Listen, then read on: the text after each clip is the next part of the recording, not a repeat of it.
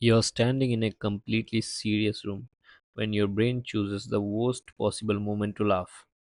Nothing is funny, nobody made a joke, yet a tiny sound escapes before you can stop it.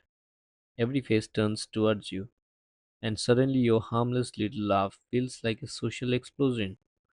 So, why would the brain embarrass its owner like this? Because laughter may not have evolved to mean that was funny. Its older message was much more important. This is safe. I am with you. Keep going. Long before comedy clubs, punchlines, or even human language, our ancestors were already making laugh like sounds. Picture two young primates wrestling on the ground, their teeth grabbing hands, and a great deal of suspicious looking violence. The problem is obvious. Play fighting looks almost exactly like real fighting, without a clear signal. One playful bite could become a genuine attack, and practice could become injury. So, playful primates use open mouths, relaxed faces, and breathy vocal sounds that effectively say, "Do not panic." Chimpanzees, bonobos, gorillas, and orangutans produce laugh like vocalizations, especially during tickling and rough play. Their laughter does not sound exactly like ours, but its pattern carries clue about a shared evolutionary history. That means laughter is probably far older than words and much older than jokes. The first laugh may not have celebrated clever humor. It may have prevented a misunderstanding with teeth. Imagine an ancient child knocked backward during play. For one sharp second, nobody knows whether the child is hurt. Then the child laughs, jumps up, and charges back in. That sound changes the meaning of the whole scene. The fall becomes part of the game instead of an emergency. Laughter lets the sender show harmless intent and lets the receiver relax without ending the interaction. This matters because play is not wasted time. Young animals use it to practice movement, control, negotiation, and restraint. They learn how hard is too hard, when to chase, when to stop, and how to recover after a mistake. In other words, laughter helped keep the prehistoric training room open. But humans eventually turned this playful signal into something much larger: social glue. Natural selection did not need our ancestors to understand comedy, it needed them to avoid needless conflict. A group that required tension quickly could spend less energy fighting itself and more energy surviving everything else. Laughter became a fast, cheap message that could cross a circle faster than a long explanation. Human laughter also changed physically, becoming more poised and more tightly shaped by the breath than ape play painting. Instead of one conscious breathy rhythm, we can produce clear bursts. Ha ha ha. These sounds are loud, recognizable, and very difficult for nearby humans to ignore. One proposal suggests that this helped our ancestors bond larger groups than touch and grooming could manage alone. Grooming builds trust in many primates, but one individual can groom only one or two partners at a time. Shared laughter can reach everyone around a fire at once. One person starts, another joins, a third laughs without even knowing what began it. Soon separate bodies are breathing in the same strange rhythm. Experiments suggest that relaxed social laughter activates the endorphin system and can increase feelings of connection. Researchers often measure this indirectly through changes in pain tolerance after people laugh together. The effect is not magic, and laughter does not automatically make people generous or kind, but it can make a group feel for a moment more like a group.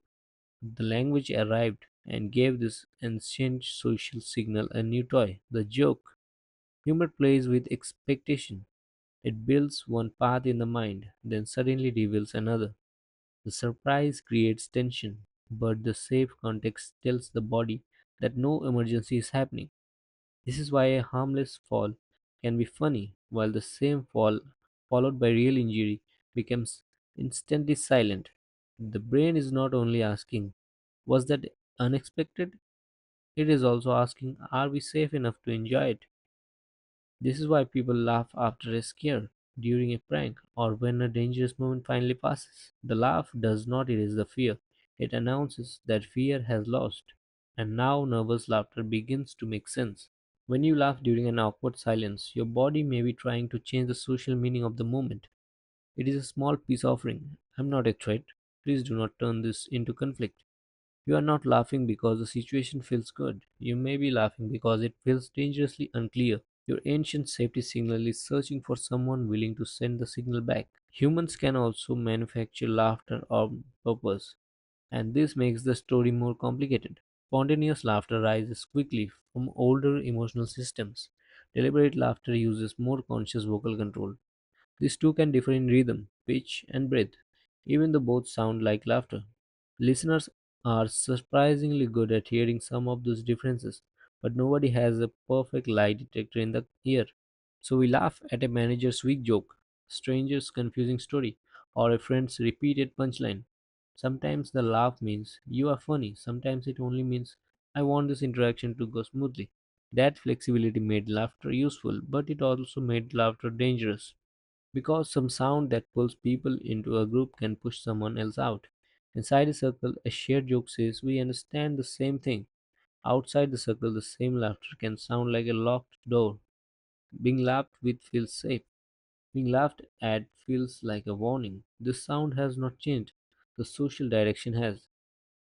Groups use humor to mark shared memories, values, status, and invisible rules. If you understand the joke, you prove that you know the code.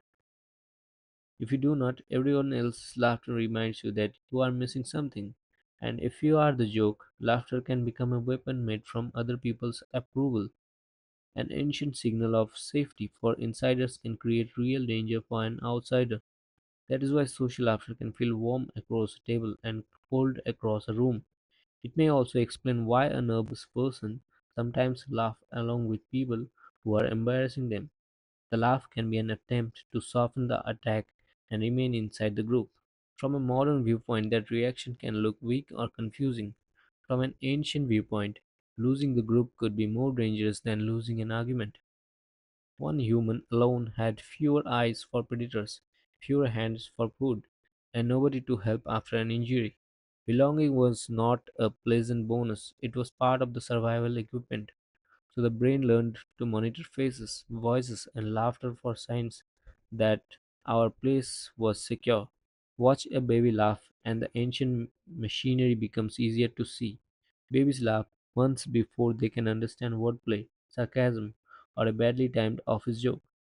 They laugh during bouncing, peekaboo, chasing, and tickling. Small surprises delivered by trusted people. Tickling is especially revealing because it mixes helplessness, surprise, touch, and trust. The same fingers would not feel playful if they belonged to a threatening stranger, and most people cannot properly tickle themselves because the brain predicts their own movement. The missing ingredient is not stronger fingers, it is uncertainty inside a safe relationship. So laughter is less like a humor button and more like a live negotiation. Every laugh asks several hidden questions at once. Is this play? Is this safe? Are we together? The answers can change in half a second, which is why a room can move from laughter to silence instantly. Our ancestors depended on that speed. Long explanations are useless when play is turning into a real fight. A laugh could repair the meaning before a fist, stone, or tooth finished the misunderstanding. Over time, humans stretched that signal across games, stories, teasing, fear, relief, courtship, and embarrassment. We did not replace the ancient system, we built culture on top of it. That is why a meme on a glowing screen can activate a response older than written language. The next time you laugh at a wrong moment, notice what your eyes do immediately afterward. They search the room for another face that understands. If someone laughs back, the tension drops. If nobody does, the silence suddenly feels enormous. That tiny exchange reveals the original power of laughter.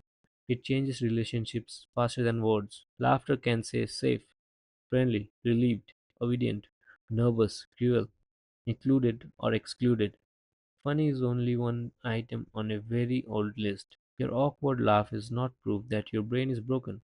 It is an ancient social tool trying sometimes clumsily, to protect your place among other humans. Every laugh still carries a small question from the past. Are we safe with each other? Before humans used laughter to show wit, we may have used it to show teeth without starting a fight.